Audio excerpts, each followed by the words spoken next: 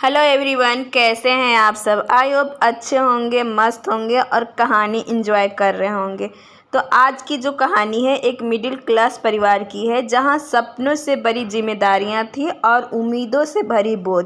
तो चलिए सुनते हैं संघर्ष भरी जिंदगी की कहानी। और अगर आपको पसंद आए तो लाइक, सब्सक्राइब, कमेंट और शेयर ज़रूर कीजिएगा। एक मध्यम वर्गीय परिवार था। घर में थी माँ, जो अपने दोनों बड़े बच्चों की शादियां कर चुकी थी। एक बेटा और एक बेटी अपने अपने घरों में बस गए थे। अब माँ के साथ घर में सबसे छोटा बेटा रहता था, जो अपने सपनों को पूरा करने के लिए हर रोज़ मेहनत करता था। उस छोटे बेटे का नाम था आदित्य। आदित्य बचपन से ही पढ़ाई में बहुत अच्छा था। उसकी आंखों में एक अलग चमक थी, जैसे कोई सपना पल रहा हो। लेकिन घर की हालत ठीक नहीं थी। माँ चाहती थी कि बेटा आगे बढ़े, परंतु घर का खर्चा इतना ज़्यादा था कि उन्हें किताबों के लिए पैसे निकालना बहुत मुश्किल पड़ता। आदित्य जानता था कि अगर उसे आगे बढ़ना है तो उसे खुद ही लड़ना होगा। वह दिन में छोटे बच्चों को ट्यूशन पढ़ाता और रात में अपनी किताबों में डूब जाता। कई बार उसके पास इतना भी पैसा नहीं होता कि ढंग से 2 वक्त का रोटी खा सके। वह सिर्फ एक बार भोजन करता ताकि थोड़े पैसे बचाकर किताबें खरीद सके। उसकी बहन, जो शादी के बाद अपने ससुराल में थी, कभी यह भी नहीं पूछती थी कि भाई कैसे हो। उसे लगता था कि भाई को इतना पढ़ाना लिखाना बेकार है। उसका बड़ा भाई भी, जिसकी शादी हो चुकी थी, यही कहता, इतना खर्च करवाकर पढ़ाई करने से क्या होगा। कोई सरकारी नौकरी ऐसे थोड़े मिल जाती है। परंतु फालतू में माँ का पैसा बर्बाद कर रहा है, जबकि वह अपने मेहनत से कमाकर पढ़ रहा था।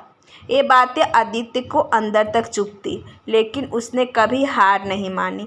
रात के अंधेरे में जब पूरा मोहल्ला सो जाता, तो उसकी खिड़की से आती हल्की सी रोशनी गवाही देती कि कोई लड़का अपने भविष्य के लिए जाग रहा है। माँ कई बार देखती कि बेटा देर रात तक पढ़ता रहता है। उनका दिल भर जाता, पर वे कुछ कहती नहीं। सिर्फ इतना कहती, बेटा थोड़ा आराम भी कर लिया करो। लेकिन आदित्य मुस्कुराकर जवाब देता, अम्मा, जब तक सपना पूरा न हो तब तक नींद कैसे आएगी। वह संघर्ष के दिनों में अक्सर अपने जूते फटने के बावजूद उन्हें सीकर पहनता। कभी ट्यूशन पढ़ाने जाते समय भूखा होता, पर चेहरा हमेशा मुस्कुराता हुआ रखता, ताकि बच्चे और उनके माता पिता उसे कमज़ोर ना समझे। सालों की मेहनत और त्याग के बाद आखिरकार वह दिन आया जब आदित्य का चयन नौकरी में हो गया। सरकारी नौकरी। यह नौकरी कोई साधारण नहीं, बल्कि वही थी जिसके लिए उसने खून पसीना एक कर दिया था। उसकी आंखों में आंसू निकल आए। उसे लगा उसकी सारी तपस्या रंग लाई हो। जैसे ही आदित्य की नौकरी लगी, दौड़ी दौड़ी उसकी बहन, भाई सब उसे बधाई देने आया, क्योंकि अब उन्हें लगने लगा था कि भाई को नौकरी लग गई, जिसका फ़ायदा अब हम लोग को उठाना है। माँ ने उसे गले लगाकर कहा, बेटा, तूने मेरा सिर गर्व से ऊंचा कर दिया। आज तेरे पापा जिंदा होते तो तुझे देखकर कितना खुश होते।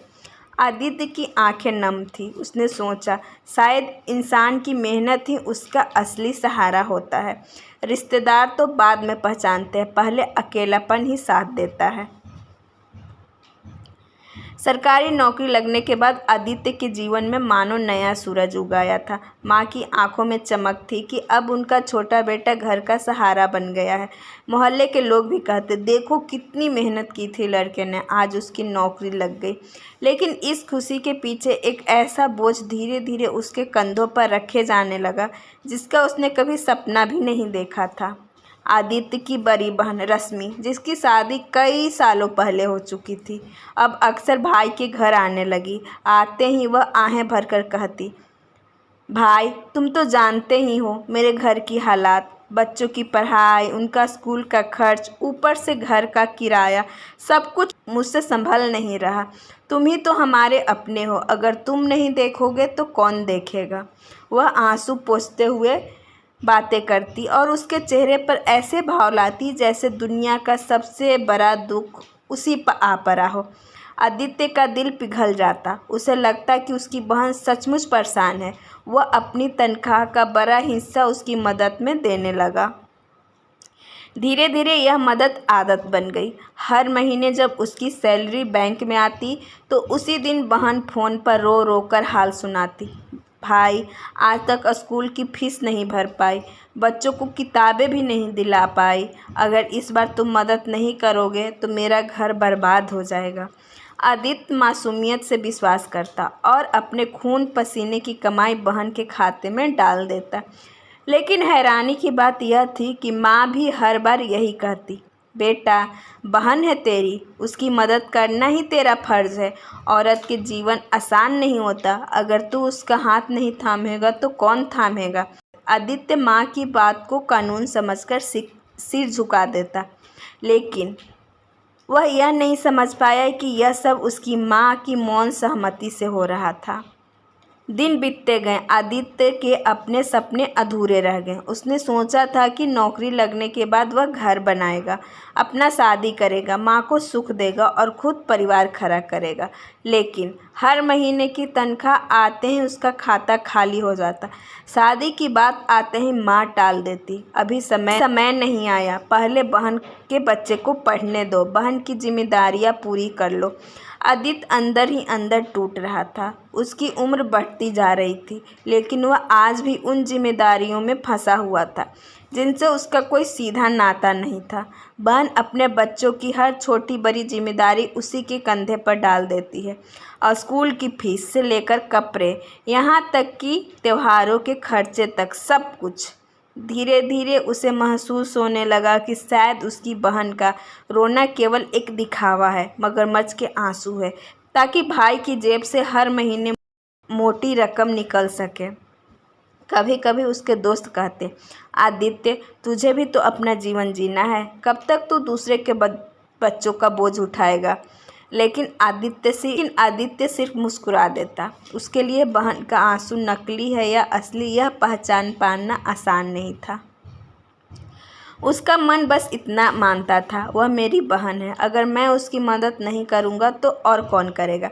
मगर इस अनदेखे बोझ के कारण उसके अपने सपने बिखरते जा रहे थे। उसके बचपन से संजोए अरमान, उसकी अपनी शादी, उसका घर, सब धीरे धीरे रेत की तरह उसकी मिट्टी से फिसल रहे थे। और माँ हर बार बहन का साथ देती, एक बार भी यह नहीं कहती कि बेटा तू गलत कर रही है, बल्कि हर बार यही कहती, तेरे पापा अगर होते तो यही कहते, पहले बहन को संभालो।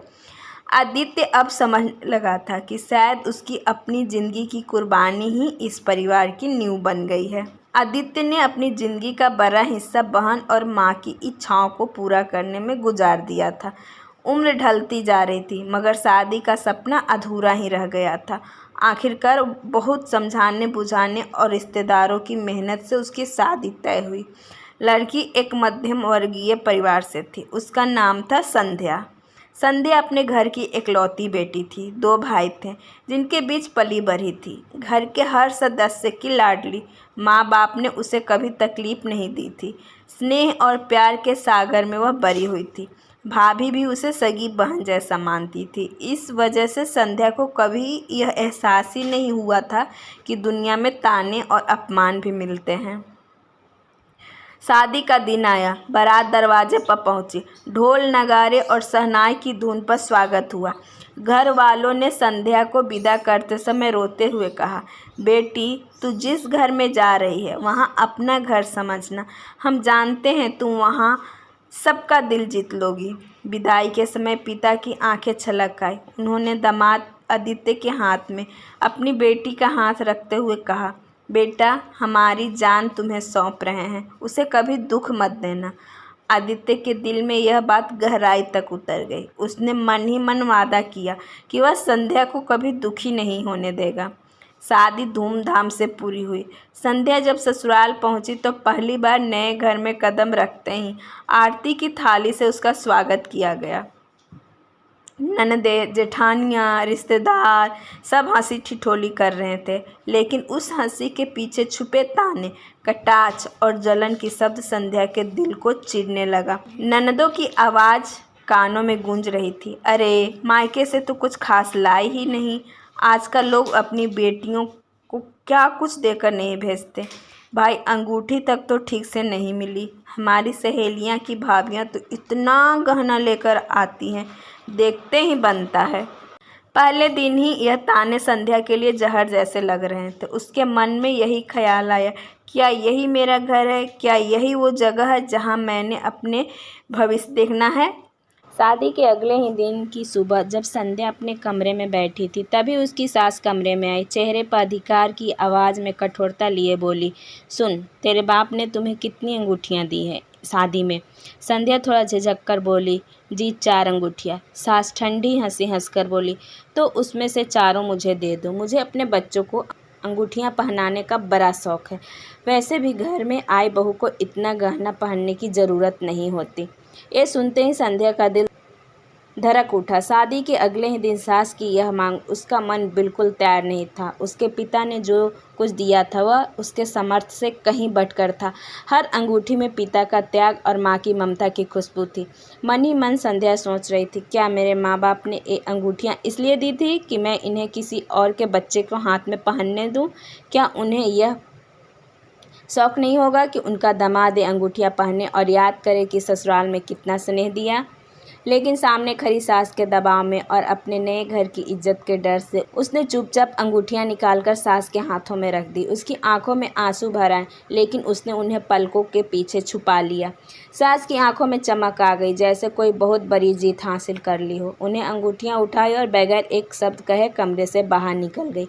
संध्या उस पल टूटी थी। वह सोच रही थी, शादी के दूसरे ही दिन अगर मुझे अपनी मायके की निशानियां भी छीन ली जाएगी तो आगे मेरा जीवन कैसा होगा। अगले दिन सास ने औरतों की महफिल में ताना कसते हुए कहा, इस लड़की के मायके से मिला ही क्या है, बस दिखावा ही दिखावा। हमें तो सब कुछ अपने दम पर करना पड़ा है। संध्या दूर खड़ी यह सब सुन रही थी। उसके दिल में चुभन बढ़ती जा रही थी। आंखों से आंसू बहने लगे, मगर उसने सिर झुका लिया। उसे अपने मायके की गोद, माँ की ममता और पिता का स्नेह याद आ गया। वह मन ही मन सोच रही थी, जिस घर से मैं आई हूँ वहाँ कभी किसी ने मुझे ताना नहीं मारा, और यहाँ जहाँ मुझे अपना घर समझना चाहिए, पहले ही दिन मुझे इतना अपमान सहना पड़ रहा है। क्या यही मेरी ज़िंदगी का सच होगा? शादी की शुरुआती दिन हर किसी के लिए जीवन के सबसे सुनहरे दिन होते हैं। आदित्य और रानी भी यही सोच रहे थे कि अब वे अपने नए जीवन की शुरुआत करेंगे, एक दूसरे को समझेंगे, साथ ही साथ सपने देखेंगे और कभी किसी हिल स्टेशन या मंदिर यात्रा पर जाएंगे।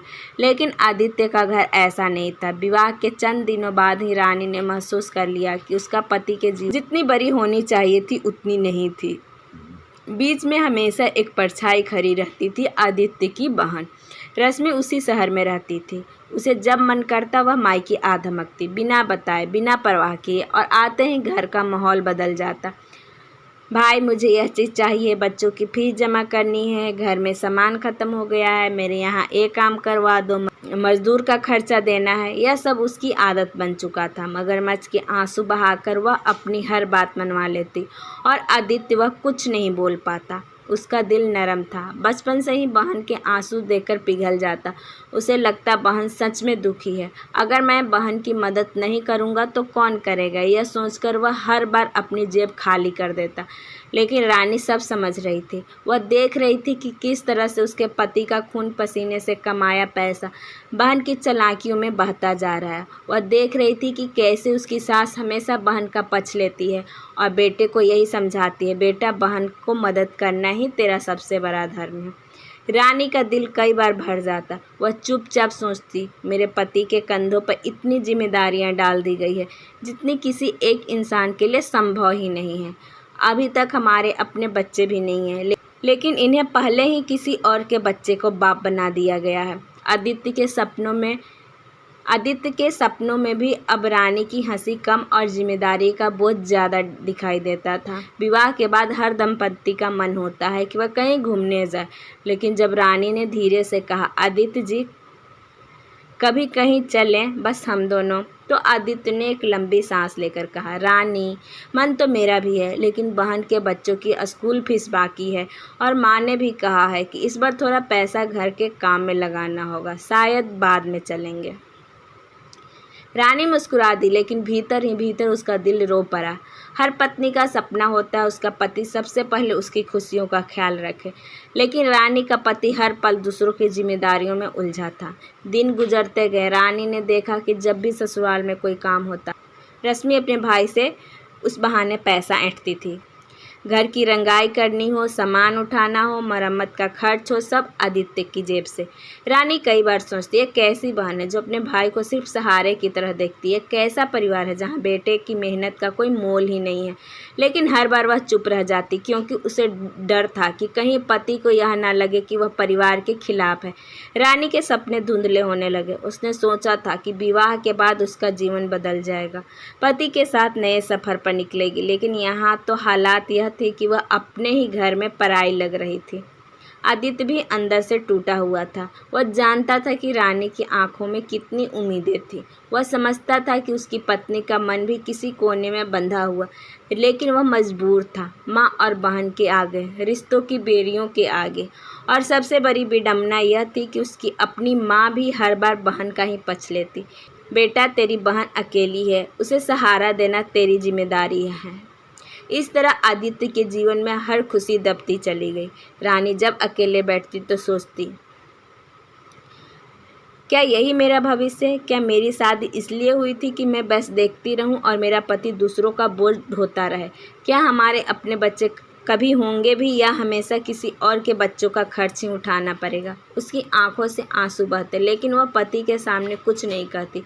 वह सिर्फ यह सोचती कि आदित्य के दिल को कोई चोट ना पहुंचे। धीरे धीरे शादी का वह सुनहरा सपना जो हर लड़की अपने दिल में लेकर आती है, रानी के लिए बस एक अधूरा सपना बनकर रह गया।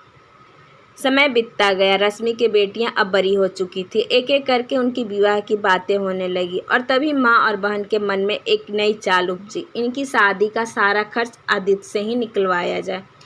रात को माँ और बहन बैठकर बातें करती। भाई तो सरकारी नौकरी में है, उसकी तनख्वाह भी ठीक ठाक है। वैसे भी भाई का फर्ज है कि बहन का बोझ उठाए। हमारी बेटियों का शादी का खर्च भी वही करेगा। धीरे धीरे योजना बनी। शादी की तैयारियां बढ़ चढ़ कर की जाने लगी। रिश्तेदारों के सामने दिखावे के लिए महंगे सामान मंगवाए गए, गहने बनवाए गए, खाने पीने में पानी की तरह पैसा बहाया गया। आदित्य, जो बचपन से ही बहन की तकलीफ़ें सुनकर पिघल जाता था, एक बार फिर बहन के मगरमच्छ के आंसुओं में बह गया। भैया, बेटियां तो हमारी भी पराई धन है। अगर उनकी शादी इज्जत से ना हुई तो लोग क्या कहेंगे? तुम ही सहारा हो, तुम ही हमारे लिए सब कुछ हो। उसकी आंखों में आंसू भर आते और आदित्य का दिल चीर देता। उसने बिना सोचे समझे अपने बैंक खाते से मोटी रकम निकालनी शुरू कर दी। लोन तक लिया ताकि बहन की बेटियों की शादी इज्जत से हो सके। लेकिन इस पूरे खेल में सबसे बड़ी चोट रानी को लगी। रानी शादी के शुरुआती दिनों से ही देख रही थी कि किस तरह उसकी सास और ननद हमेशा आदित्य की मेहनत का फ़ायदा उठाती थी, मगर इस बार मामला और बड़ा था। पहले तो रानी को लगा कि शायद सचमुच बहन मजबूर है और भाई होने के नाते आदित्य की जिम्मेदारी है। लेकिन धीरे धीरे लोगों की बातें उसके कानों तक पहुंचने लगी। उसके ससुराल में कुछ लोग, यहाँ तक कि मोहल्ले की औरतें तक कहने लगी, रानी, तुम समझती क्यों नहीं? ये सब दिखावे के खर्च है। तुम्हारे पति को जानबूझकर बेवकूफ़ बनाया जा रहा है। शादी का सारा खर्च उसी से निकलवाया जा रहा है। तुम्हारी सास और ननद दोनों ने मिलकर यह खेल रचा है। यह सुनकर रानी का दिल काँप गया। वह सोचने लगी, क्या यह सच में हो सकता है? क्या मेरे पति के साथ इतना बड़ा छल किया जा रहा है? वह धीरे धीरे हर खर्च पर नज़र रखने लगी। उसने देखा कि कई काम जानबूझकर बड़े पैमाने पर किए जा रहे थे। जहाँ काम 10,000 में हो सकता था, वहाँ लाखों बहाए जा रहे थे। जहाँ गहनों का दिखावा जरूरी नहीं था, वहाँ अनावश्यक गहने बनवाए गए। जहाँ साधारण दावत हो सकती थी, वहाँ शाही भोज कराया गया। और जब उसने इस सब पर सवाल उठाना चाहा तो सास और ननद ने उसे डांटकर चुप करा दिया। अरे बहू, बेटियों की शादी कोई छोटी बात होती है क्या? यह तो इज्जत का सवाल है, तू इसमें दखल मत दे। तेरा काम है चुपचाप अपने पति का साथ देना। रानी भीतर ही भीतर तिलमिला उठी। उसे महसूस हुआ कि सचमुच उसका पति धोखे का शिकार बन रहा है। लेकिन जब तक वह कुछ कह पाती, जब तक वह आदित्य को समझा पाती, बहुत देर हो चुकी थी। शादी के नाम पर लाखों रुपए बह चुके थे। आदित्य का बैंक खाता खाली हो चुका था। उस पर कर्ज का बोझ भी लाद दिया गया था। रानी स्तब्ध थी। वह मन ही मन सोच रही थी, मेरे पति ने अपनी जिंदगी भर की मेहनत से यह सब कमाया था। उनके अपने सपने, हमारा भविष्य, हमारे बच्चे का आने वाला जीवन, सब कुछ इस छल और लालच की भेंट चढ़ गया। उसकी आंखों में आंसू उमड़ आए। वह समझ गई थी कि यह सब योजनाबद्ध तरीके से किया गया था, सास और ननद की मिलीभगत से। लेकिन अब पछताने से क्या होता, अब तो सब कुछ हो चुका था। रानी के मन में बस यही कसक रह गई कि काश उसने पहले ही आदित्य को सचेत कर दिया होता, तो शायद उसकी मेहनत का पैसा यूं पानी की तरह न बहाया जाता। शादी अच्छे से हो गई। रश्मि की बेटियां के हाथ पीले हुए, बारात आई, विदाई हुई। आदित्य ने सब कुछ न्यौछावर कर दिया था ताकि बहन की इज्जत बनी रहे। लेकिन शादी के कुछ ही दिन बाद जब उसको आभार जताना चाहिए था, तभी घर में ताने शुरू हो गए। रश्मि ने मुंह बिचकाते हुए कहा, भाई शादी तो हो गई, लेकिन क्या फ़ायदा, खाना अच्छा नहीं था। मेहमानों ने कहा कि मिठाई कम पड़ी, गहनों में भी कमी थी। ऐसा लगता है जैसे आधा काम अधूरा रह गया। उसकी माँ भी बहन के सुर में मिलाते हुए बोली, हाँ बेटा, बहन की बात सही है, लोग तो अब भी बातें बना रहे हैं। यह सब सुनकर आदित्य का दिल टूट गया। जिसने अपना खून पसीना बहाकर कर्ज लेकर बहन की बेटियों की शादी कराई थी, उसी को आज ताने से नवाजा जा रहा था। वह चुपचाप बैठा रहा। बचपन से यही तो होता आया था। वह जानता था चाहे कुछ भी कर लो, माँ और बहन को कभी संतोष नहीं मिलेगा। लेकिन इस बार उसकी पत्नी रानी चुप नहीं रही। रानी ने धीरे से उसका हाथ पकड़ते हुए कहा, आदित्य जी, अब बहुत हो गया। अब आपको अपनी आंखें खोलनी होगी। आपको त्याग और मेहनत की कोई कदर नहीं है, उल्टा आपको ही दोषी ठहराया जा रहा है। आदित्य ने उसकी ओर देखा। उसकी आंखों में सच्चाई और ढीठ चमक रही थी। सच्चाई और ढीठता चमक रही थी। समय बीतता गया। अब आदित्य को अपने बच्चे भी बड़े होने लगे थे। उनकी पढ़ाई लिखाई, कपड़े लत्ते, स्कूल की फीस, हर चीज़ का खर्च बढ़ता जा रहा था।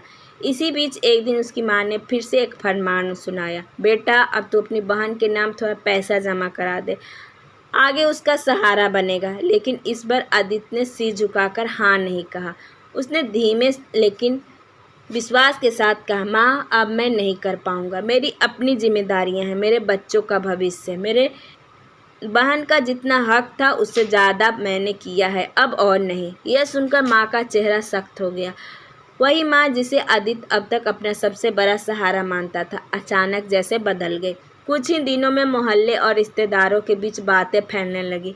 आदित्य की पत्नी रानी बेईमान है। वह चाहती थी कि सारी प्रॉपर्टी अपने नाम करा ले। रानी ने आदित्य को बदल दिया है, वरना वह तो बहन के लिए जान दे देता था। ये बातें सुनकर आदित्य का दिल जैसे किसी ने मुट्ठी में कसकर जकड़ लिया। उसने सोचा, एक ऐसी माँ है जो बेटा जिंदगी भर उनकी हर बात मानता रहा, बहन की हर जिम्मेदारी उठाता रहा, आज उसी की पत्नी को झूठा बेईमान कहा जा रहा है, वह भी बिना किसी गलती के। जब यह बातें सीधे उसके कानों तक पहुंची तो उसकी आत्मा तक हिल गई। वह विश्वास नहीं कर पा रहा था कि जिस माँ को वह अपना भगवान मानता था, वही उसकी पत्नी की इज्जत पर उंगली उठा रही है। उस रात आदित्य बहुत रोया। वह अपने कमरे में अकेला बैठकर फूट फूट कर रोया। उसे लगा जैसे उसका सारा जीवन एक छलावा था। जिस माँ और बहन के लिए उसने अपने सपनों की आहुति दी, उसी ने उसकी पत्नी पर झूठा कलंक लगाकर उसकी आत्मा को घायल कर दिया। लेकिन आंसुओं के बीच उसने एक प्रण लिया, आज के बाद मैं अपनी बहन के लिए कुछ नहीं करूँगा। जो करना था उससे ज़्यादा कर दिया। अगर मेरी माँ और बहन को बुरा लगता है तो लगे, क्योंकि अब मुझे भी बुरा लगता है। बेटा होने का फ़र्ज़ मैंने निभा दिया, भाई होने की सारे हदें पार कर दी, लेकिन अब मेरी पत्नी और मेरे बच्चों के साथ अन्याय नहीं होने दूँगा। उस रात आदित्य टूटा था, लेकिन उसी रात से वह भीतर से और मजबूत भी हो गया। उस रात आदित्य ने प्रण लिया, वही उसके जीवन का नया अध्याय बन गया। अब वह सिर्फ भाई या बेटा नहीं रहा, बल्कि एक पति और पिता के असली अर्थ को समझने लगा। धीरे धीरे उसने अपने घर के फैसलों में ठोस कदम उठाना शुरू किया। जब भी उसकी माँ या बहन मगरमच्छ के आंसू बहाकर कुछ मांगती तो आदित्य अब चुप नहीं रहता था। वह साफ कह देता, मेरे पास अब सिर्फ अपने बच्चों और अपनी पत्नी की जिम्मेदारियाँ हैं। और यही मेरा सबसे बड़ा धर्म है। पहले उसकी माँ और बहन इसे उसकी जिद समझा। वह मोहल्ले और रिश्तेदारों में उसकी बुराई करती। आदित्य अब बदल गया है, वह बीवी के कहने में आ गया है।